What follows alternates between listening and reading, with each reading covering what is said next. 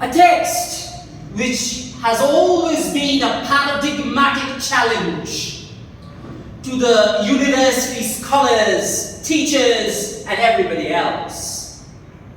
For me, when I took up the text, it took me almost a year to write this paper.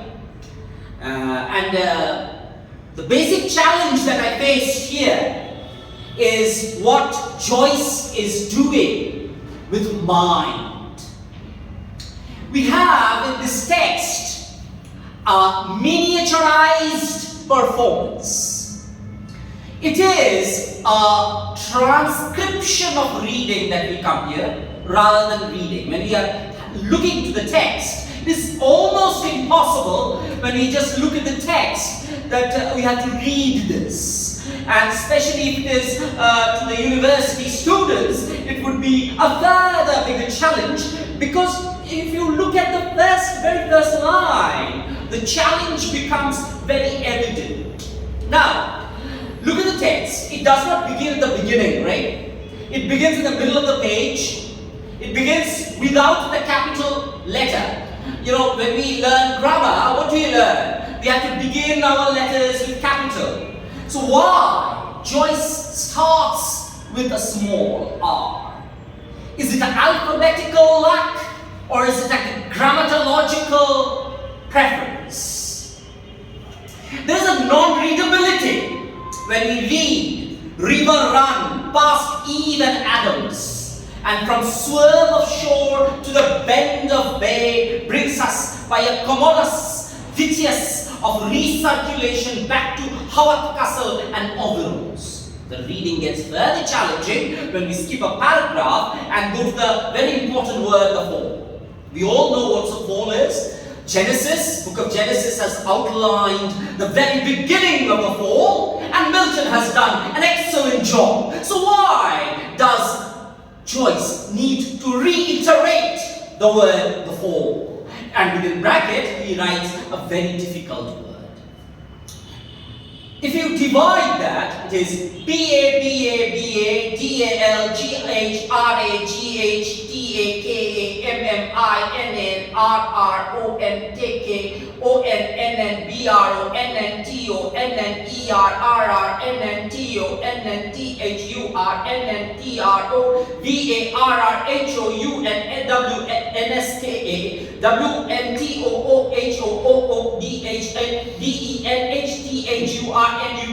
So you can't but laugh, right?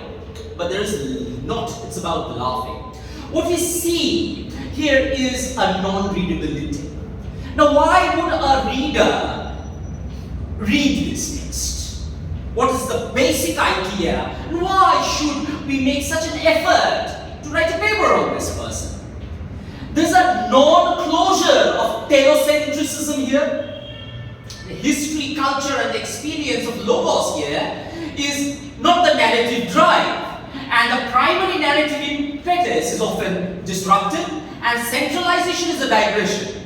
Makes a story an abandoned mansion.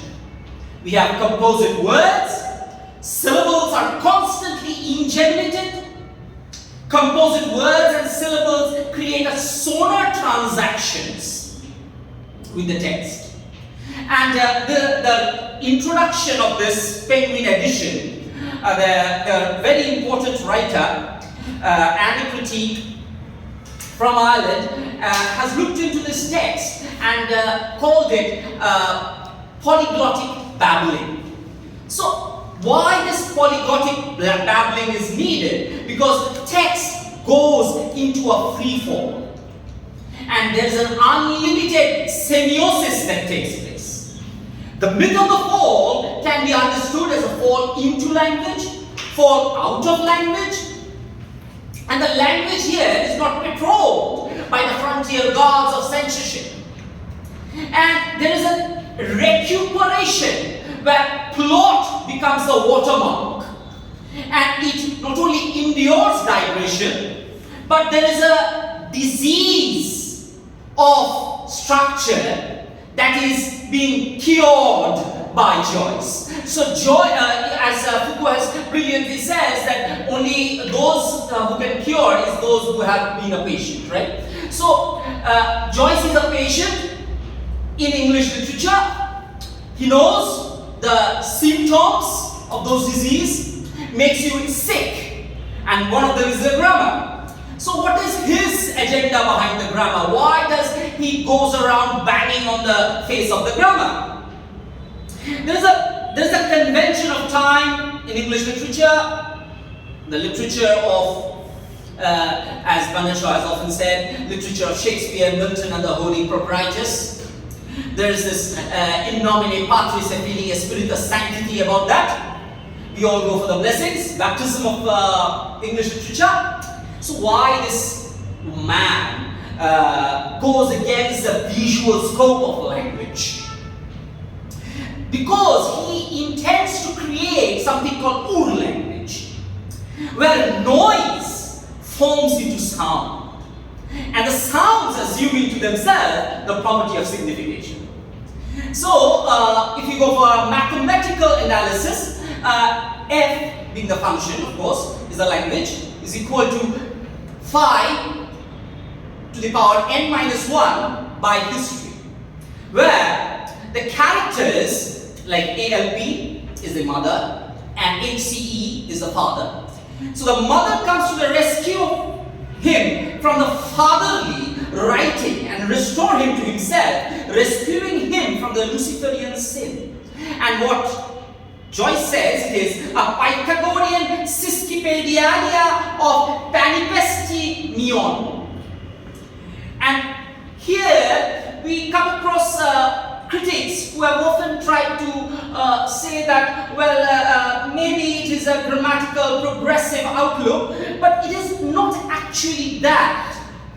It's like critics like Elizabeth M. Bonafel says that Joyce's punctuation and evolution of narrative in Finnigans Wake has created something which is out of convention. So we do not have something which is a grammatological challenge just. It's not just a challenge. The density occurs both at the lexical level and the morpheme, combined to make a compound and portmanteau word at the synaptic level, the order of punctuation. Despite the conclusion of often confusing portmanteau word and despite its digression, the Wake nevertheless has a basic English syntactical structure. But I do not completely agree with that, because in my analysis of the infinity text, if you look at the infinity text, like Penrose Stairs, for instance, Roger Penrose's famous design of the loop, which mathematically is root 5 minus 1 by 2, gives you an infinite recursivity. And therein I found that despite the subject-verb agreement and the definite unit of object and subject, often the grammar moves away from the solid ground of logical to more soluble, polymorphous ambiguity. So something that has often troubled the readers is that there are total, in this novel, 65 languages. A man writing a single novel with 65 linguistic dialects. Just unimaginable. And there is a particular child rhyme, nursery rhyme, that he quotes here in page 44. We all know Humpty Dumpty, right? And what's the actual rhythm of Humpty Dumpty? It goes like Humpty Dumpty sat on a wall. And the rhythm is completely changed when Joyce is writing it in the Ballad of Press O'Reilly.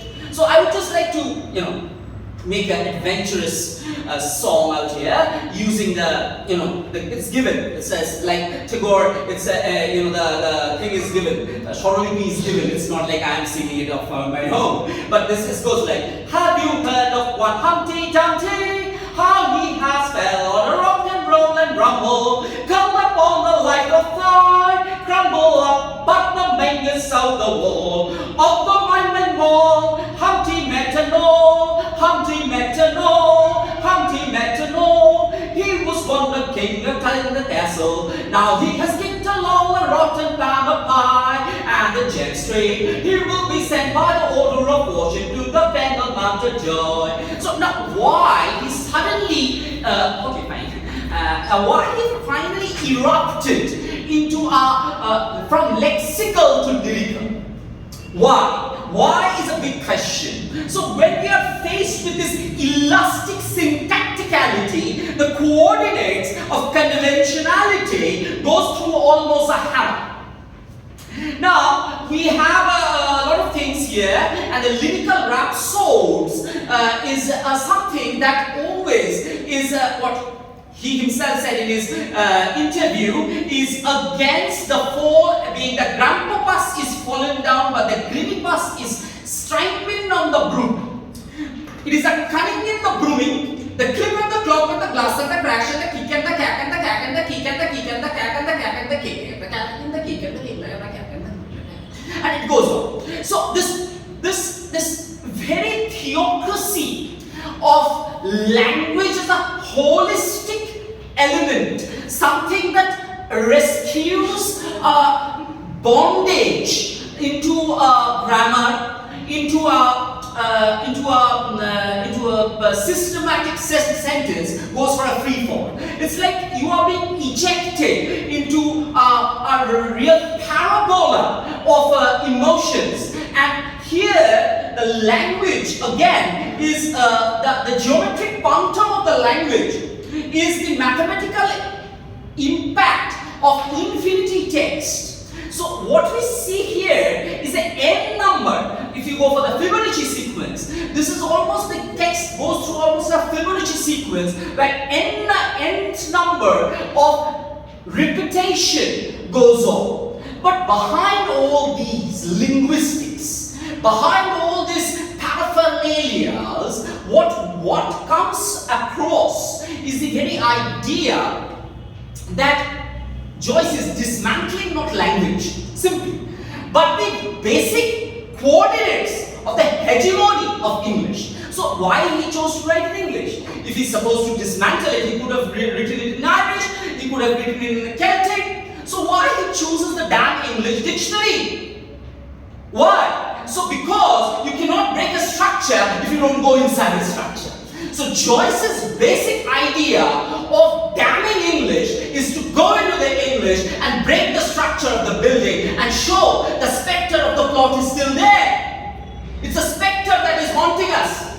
It is the hauntology of this text that grasps a student from their masters to the infinity of times as long as one lives. We are and we always will be in the Penrose stairs, we always will be in the mathematical loop of trying to understand. Now the basic question is whether we could understand this great text. It is such a great text that it comes with multi-foliage. It's like peeling layers. You go on peeling layers in it and you still get amazed by the approximations, the nth number of time. Sorry if I had just went a little overboard because Joyce has always been my favorite. Thank you all. Thank you for listening.